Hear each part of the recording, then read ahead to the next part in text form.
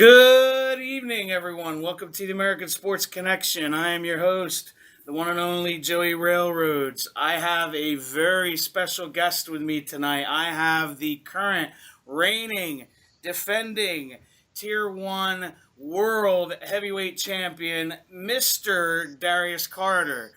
Darius, how are you doing this evening? I feel great, look great, am great. It's just great to be me. So thank you. All right, that's cool. Now, Darius, when I was growing up as a kid, I was a Hulk Hogan fan. My dad actually took me to the SummerSlam in Philly, in the old Philly Spectrum. The main event was the Warrior and Rude in a cage. That's what kind of got me really hooked on pro wrestling. Now, my question is, were you a fan as a kid? And if you were, was there one specific instance that kind of got you hooked on wrestling? I was absolutely 100% a fan since childhood. I mean, that's really like to say my first love. You don't know that you love it when you're watching it, but in the same time you do. And I to me, I grew up on Ric Flair. I grew up on the Nature Boy. I grew up on everything that he was, and I grew up on just the art of it, the theater, and the spectacle that is wrestling. That's what I fell in love with. It wasn't one particular match that got me involved. It was the entire situation. It was everything about professional wrestling that really, that really drew me to it. It wasn't one particular thing. So. But it's real. There's really nothing. There's really nothing like it. No, There's nothing. I There's a completely lot of agree. great things, and it's a beautiful world with beautiful things. And trust me, I know most of them, if not all of them. But it's really nothing like it. So Yeah, no, I completely agree with you. Now, you were trained at BWO by Richie Rotten and Little Guido. that's correct. Yes. Now, I was going to So ask you, what was that experience like? Because Little Guido had been in ECW and then had a run as Nunzio in WWE. So, he was like familiar with being on the big stage. I mean, well, the thing is with him is he's got such a great mind for everything, and he's a very nice guy, and he's technically savvy. I mean, that's the thing about him. He, in terms of the technical, the prowess, you know what I mean, in terms of competing in the ring. And he had offered great advice. He was very in tune. You know what I mean. He was always paying attention. That's what I appreciate about him. He wasn't one of those.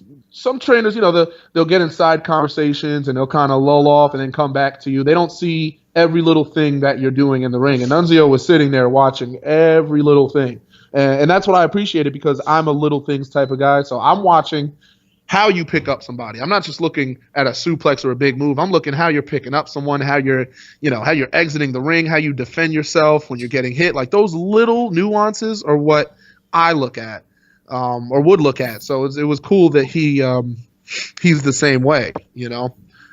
Just such a nice guy, man. And I've never wrestled him one on one yet, but we've had such fun in the training sessions that I always want to do that. For people to put that in front of an audience. I, He's a great guy. yeah, I get what you're saying, and people don't realize like those subtle little things that you're talking about really do mean a lot. Yeah, absolutely. It's those little nuances. It's those little uh, characteristics, those traits that really make the difference between somebody that has it and somebody that doesn't. And I feel like, especially now, a lot of people they got the big things down. They know how to do these incredible maneuvers, but I mean, but then the way they pick somebody up. I mean, why would you pick somebody up when they're on the ground? You want to pin the man. You want to put him in a submission. You don't pick him up. And there's a Exactly. lot of that. There's just a lot of things that some guys just are like, they're carefree about. And me, I'm just, I'm so observant of that. And those are the things when I'm watching my matches back, I'm looking to see how I'm doing those things. I'm like, oh man, this thing I could have done a little bit better. I'm my own biggest critic, and some people may think that I'm so full of myself, but I really am my biggest critique. No matter all the critics I have, all the naysayers I have, nobody is more critical of my work than me. So I'm always watching and seeing how I could have done little things better. And it's like a personal win for me when I compete the next night or what have you, and then I fix that thing. And nobody else may notice but me, but it really, for me, I love it. No, no, I absolutely understand what you're saying because that's the only way you're going to get better. Correct. Now, The only you way you're going to grow. actually just defeated Sunny Kiss in December for the Tier 1 Heavyweight Championship. What was that experience like for you? It was surreal. It was, beyond a doubt, the greatest moment of my career. And I've had some really fun moments, some really great achievements that some people may try to undermine or forget. But to me, they were just great. Like War Games, back March 31st of 2015, which I actually put out a tweet about recently. But let me tell you, that championship win, I mean, that's the first world title of my career. And that's why you see me I always treat my championships incredibly well. I think that's why I've held a good amount of them. And that's why I hold them for long. I've never, of the championships I've held, Warriors of Wrestling No Limits Championship, which I held for 366 days, 1 year and 1 day. And then the BWO title, years ago, I won that. I held that for 210 days. I hold a title for a long time. And that's for a multitude of reasons. It's not just because of my in-ring ability, and it's not just because of how I talk or how I walk, but it's because I respect the championship. And I respect the brand that the championship represents. Tier 1 wrestling has done good for me by, of course, utilizing me. And I'm doing good for Tier 1 by taking this title everywhere, defending it, man, woman, whoever. I already have 4 defenses under my belt just for this month that are coming up in this February month. I've already defended it twice in 3 days. So in a span of 3 days, I defended it twice. So these are the things that I love because I love the territories. I love the days of going from the Midwest to the South, to travel around and keep yourself not just fresh, but have different eyes on you and compete as much as you can. And that's really what I'm paying homage to as the traveling champion of change. That's what I'm representing. It's what's old is new now because there's been so much new, so much thrown in people's faces that it's almost time to step back and go back to that time where we were digesting things better. And that is what I'm perfect for. That is my skill. That is my contribution to professional wrestling. So to be the Tier 1 Wrestling World Champion and to be able to, again, my first World Heavyweight Championship, and it's a legit world title because it was defended overseas in the UK several times, not just one time. This was defended about 5 times by Rude Boy Riley in the UK when he toured over there, which is what I intend to do as well. So, this championship is a legitimate world championship, and I'm just proud to have my first one, December 11th, 2016. Today is day 53. And I worked hard to get here. Very proud. But, I'm also appreciative. And I also know what it is I need to do. I know what my task is clear. My focus is clear. And I think that's what people are going to see in my title defenses. Because, you're going to lose if your focus isn't there. And I don't think anyone is as focused as I am. It's just the way it is.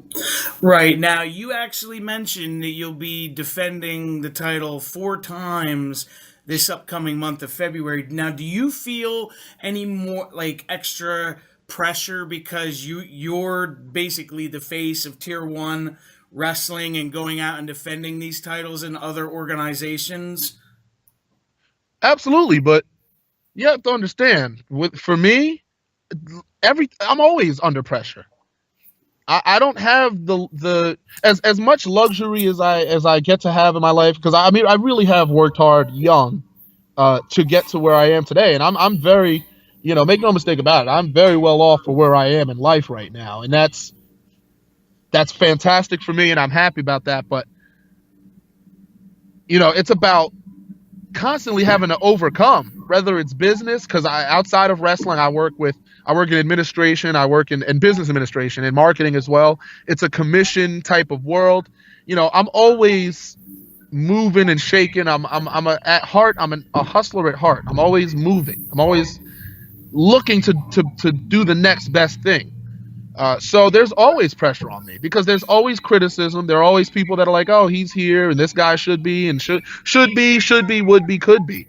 But people don't think about, because I'm well off at my young age. People don't think about what I had to go through. They're like, "Oh, Darius Carter has money. All right, Darius Carter dresses nicely." Yeah, but this wasn't something that I inherited. This wasn't a spoon that was put in my mouth. I wasn't fed this money. I worked hard. And it's not just about money, it's about a lifestyle. I worked hard to get to where I am. People don't think about how much I've had to scratch and claw and toil. People don't ever think about that, because I represent myself well.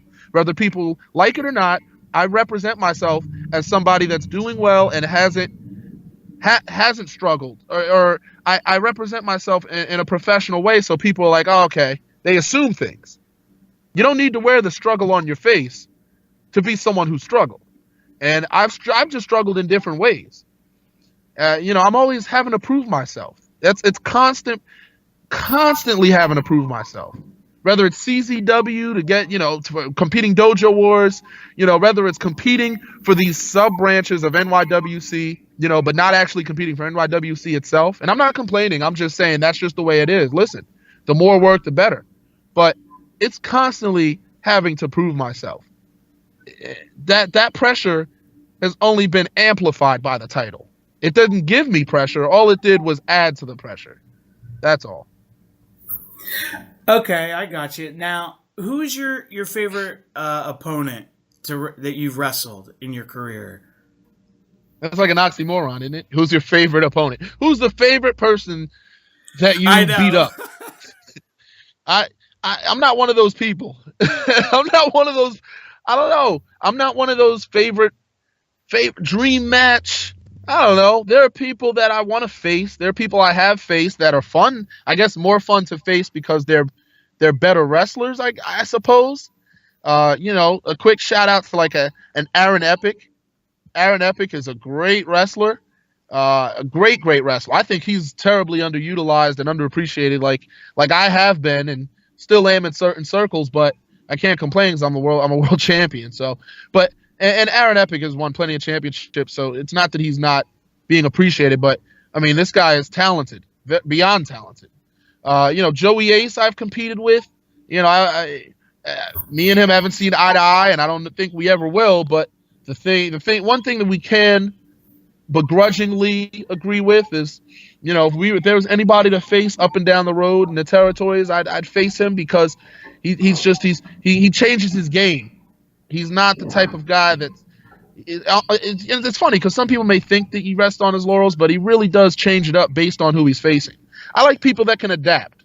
I like people that can kind of roll with the punches and then figure out a way to get in control. Those are people you like to face, but that's competition, so I'm not going to like my competition that much. Those, that's just not the way I am. Right. I understand. Now, are we going to see the Crusade for Change in Tier 1 at some point? Isn't that a great question? And listen, let's put it like this. I am the Crusade for Change. And I'm not the only one, of course. I'm not saying anything like that. All I'm saying is it all starts with me in this mind, in this body, and the connections I have with the people inside the Crusade for Change. It's something special. Anthony Gangone, TJ Marconi, the Minutemen, Danny Only. Anywhere at any time, the Crusade for Change can be there. And that's what's so great about it. Literally everything. It just seems like it's just Darius Carter, or it seems like it's just T.J. Marconi, or just Anthony Gangone, or just the Minutemen, and then next thing you know, here's one or two of us. That's the art of it. And the thing is when we show up, people immediately know what it is. People instantly know what it's about. They almost can understand our perspective or know our perspective the moment we strike, because we never strike without meaning. That's the difference between us and a lot of other stables that will go around and kick you and beat you up, and you don't really know what's going on, other than they all just seem like they like partying with each other and beating people up. Our motive is beyond just hurting people. Our motive is beyond just beating people up. Our motives are about changing the landscape of wrestling, literally taking this profession and bringing it back to former glories with a new shine, if that makes sense. Yeah, that absolutely makes. Right, we're an homage to tradition. Yeah, like from back in I call it the old school, but back in the territory days. Yep, absolutely. I mean, there's motive. I mean, and it's not that we want to have more members. It's not that we want to give people masks. That's not what it's about. It's not about that. Because the thing is deep down inside, deep rooted, and a lot of people aren't going to live to be smart enough to really accept it. But there's a little bit of crusade in everybody.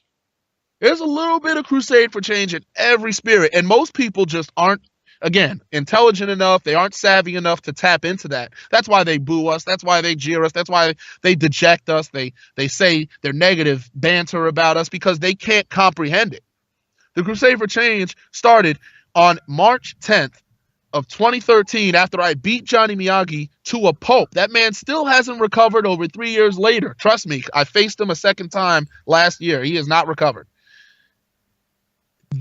Ever since I started it, and then I started with Jesse Brooks. I brought her along, and then I brought TJ in, and then we dropped Jesse Brooks, and then it just kept growing and growing. Then we had the Minutemen, then we had then we had Danny Only, then we had the Minutemen, then we had it just doesn't stop.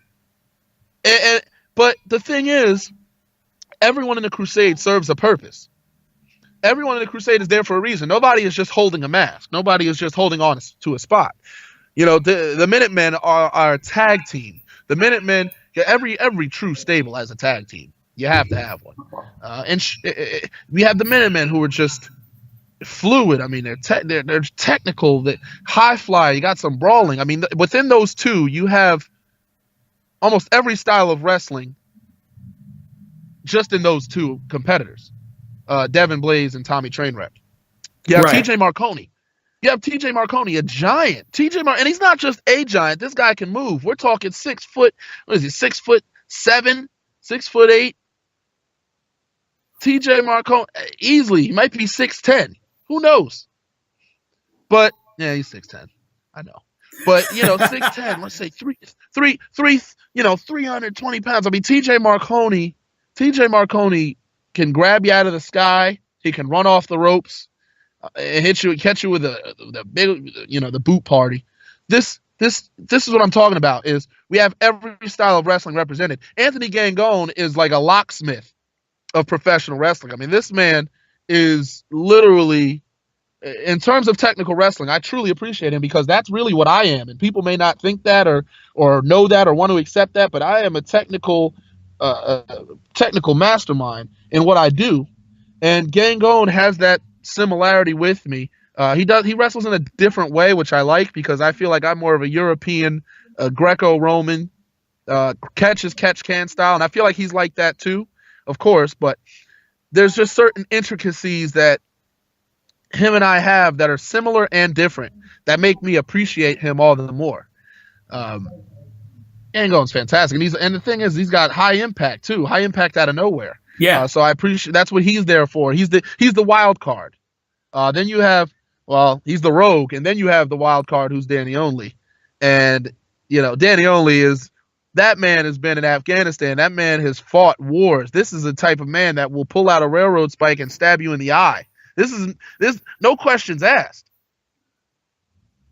This is the type of that's the type of person I have up my sleeve. These are the individuals, these are the people that I have up my sleeve, and we're not everywhere at the same time, which makes it even scarier. I think that makes us better. Yeah, I can agree with that. Because we're a force to be reckoned with individually as a team, and then if we're all together, listen, we're when we're all together, we're 12-0 in Beyond Wrestling. We haven't come back since we beat Alpha One at Insatiable in November. That's it. We went a full year beating the best teams Beyond Wrestling and the world could offer, from the Hooligans to Team NYWC with Tony Nese and Milk Chocolate. We're talking about Sammy Callahan, JML, whatever that stands for, with Zachary Wentz and Desmond Xavier and Dave Christ. These are the people we've beaten. House of Glory, Team Pazuzu. We've beaten every legitimate stable of value that there is, unless, of course, you want to count, Bullet Club or Kingdom, or we haven't seen them yet. But any stable that we've encountered, we've beaten. We have nothing to prove to them anymore. That's how dominant we are together. Yeah, that's pretty dominant. Now, Yeah, pretty dominant. yeah, now, Darius, what I wanted to ask you is, when you say traveling champion, a traveling champion means many different things to different people.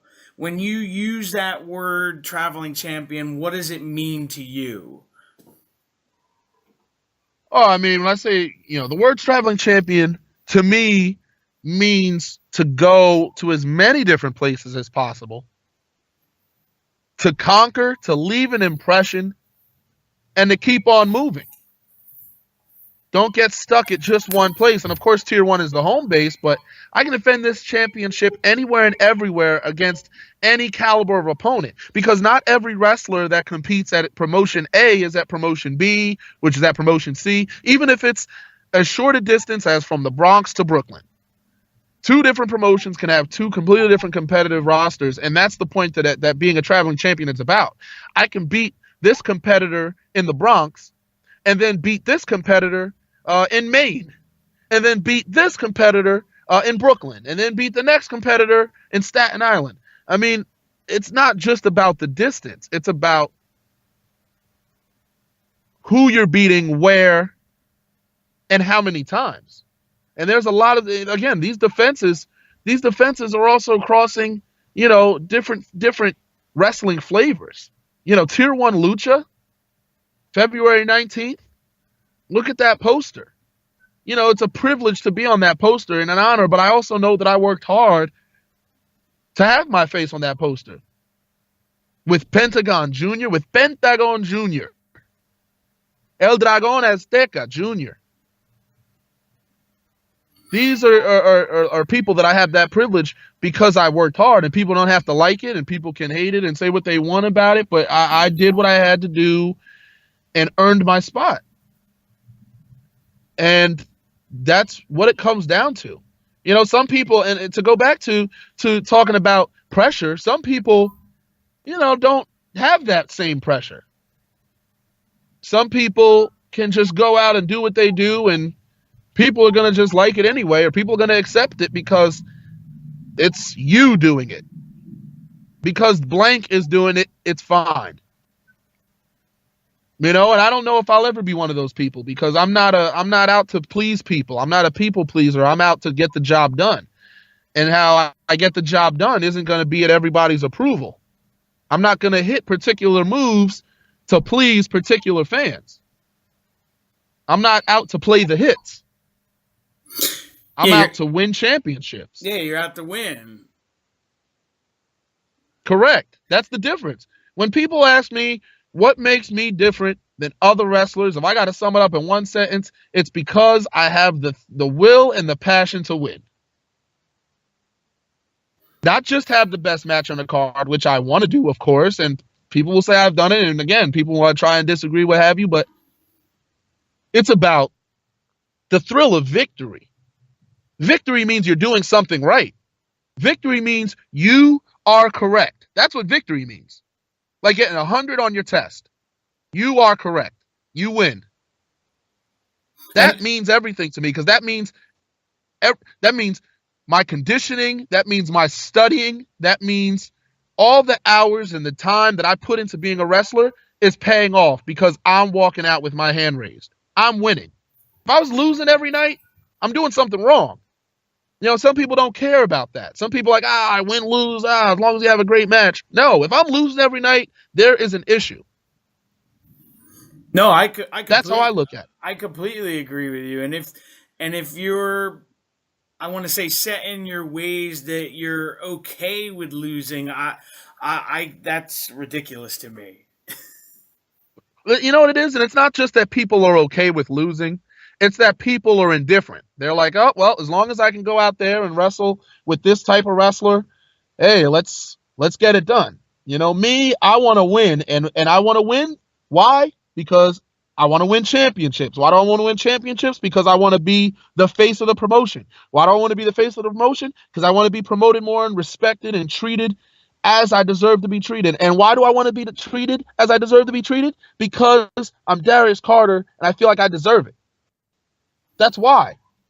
That's why. I want to be the best because I feel I deserve that position more than anyone else. And that is something that people may not like or may not agree with. That's fine. Because honestly, everyone should feel like they want to be the best.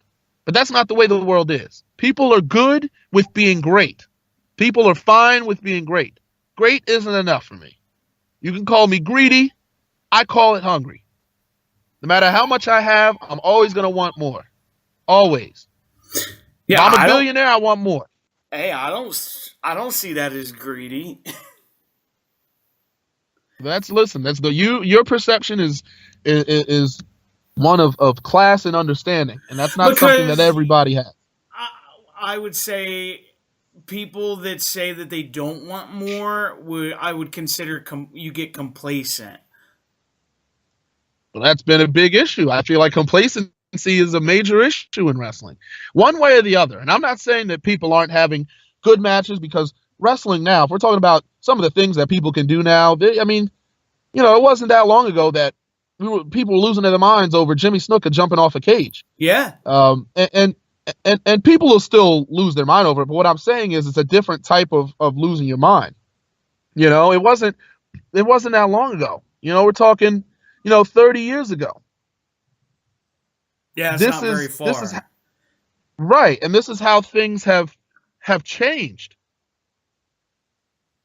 But just because things are changing doesn't mean it's for the best in certain ways. Yeah, I was going to There've been say. when you Yeah, what I was going to say is just because it changes doesn't mean you have to follow the change. right, and that's what the crusade for change. So when people say crusade for change, what kind of change do you mean?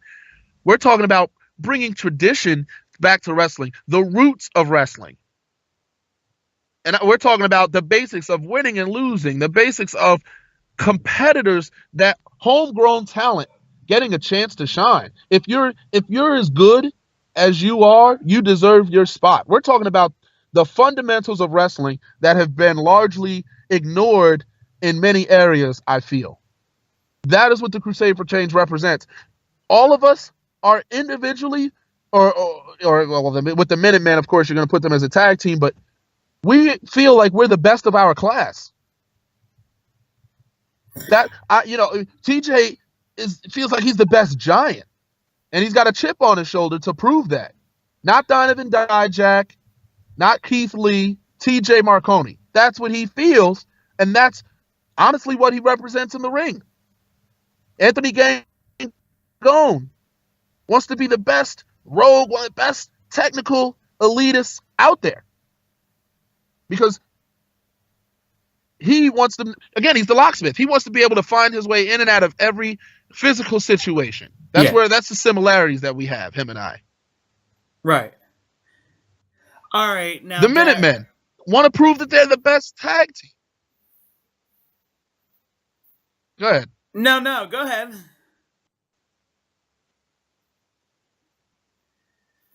No, I'm agreeing with you. I was going to let you finish. I'm sorry. Oh no, that's okay. Yeah, then you have the Minutemen again.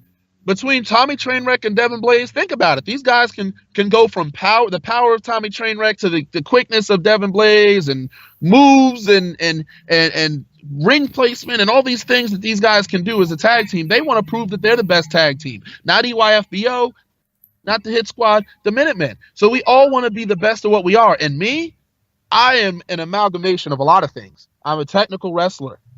Okay. You can say with Greco-Roman, I'm out there not as a brawler because I don't want to get hit. I'm a striker, precision striker. I want to be the best, period. I want it all. I want everything. Okay. Well, that's cool. Now, what? I can't disagree with you. Who wouldn't want everything and more? Yeah, but that's not the way people are thinking. It sounds like it is. It sounds like it's easy. It's not. That's not what people are thinking now. People, the mindset has changed. People want everything for nothing, and the thing is once they get it, they don't care enough to really hold on to it. That's the difference. No, I agree with you. Now, Darius, what does the future hold for you in 2017 and beyond? Future right now, immediate future is about defending the Tier 1 Wrestling World Heavyweight Championship. It's about defending it as much as I can, as often as I can, because Rude Boy Riley has 15 championship defenses under his belt in over a year. My plan is to outlast him as a champion and outwork him as a champion, because I'm going to compete. I'm going to beat more people for this title than he has, and I might just do it in less time, but I'm still going to hold the title longer than him. That's my plan, to be the greatest that ever did it. Whenever you win something, your job should be the best to ever hold it. Especially a championship where there will be people before me. There won't be people after me. I'll retire the championship. These are the things that I'm talking about. And that's the mindset you have to have. If I have a mindset of, I'm going to lose this title, I can lose this title, then I might. Then I'm opening myself up for my opponent to take advantage of a weakness that I've instilled in myself. Right. That's why I come out with the confidence of, I will win this match every time. I don't care who you are. I will not approach you with fear. I've stepped in the ring with very fearsome individuals that people, even backstage, will be like, oh man, that guy's scary. I'm out there and it's like, listen, I have to do what I have to do. If I want to win, I can't be afraid of this man. There's no room for fear in the mind of a winner. That's it. Hey, that's simple enough. Now, where can people reach you at, Darius, if they want to contact you on social media with your upcoming dates this month? You can check me at facebook.com/Mr. Darius Carter, Twitter/Mr. Darius Carter. Very easy to find. Mr. Darius Carter at the end of Facebook and Twitter. Then Wrestling's Richest Prize, also with Facebook. So facebook.com/Wrestling's Richest Prize. That's my fan page where I put up my dates. I like to keep it within the next couple of months, because as much as I can tell people about where I'm going to be in September and all those other things, things change all the time. I don't want to confuse people. I think it's a lot of information. So I give you my next few months at a time. So check those dates out. Again, facebook.com/Wrestling's Richest Prize. And then those are really the main things. I don't have an Instagram. That's a lot. Same thing with Snapchat. All those things are a lot. I don't like people enough to speak with many people. If I'm going to speak to you, I'll speak to you in person, or I'll speak to you via Facebook message or a tweet. That's it. I don't need that much communication with humanity. I completely understand. I only have Facebook and Twitter, and it'd be like, well, what? Someone the other day was like, well, why don't you get Snapchat? I was like, I don't even know what Snapchat is. Snapchat is it's a land of perversion, it seems. I'm not. I don't need that. I don't have room in my life for things I don't need.